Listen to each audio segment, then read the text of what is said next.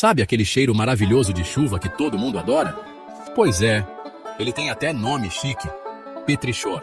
O nome da essência é geosmina e ela é liberada por umas bactérias que vivem no solo. Aí chove, a água bate no chão e pá, aquele perfume gostoso de terra molhada invade o ar.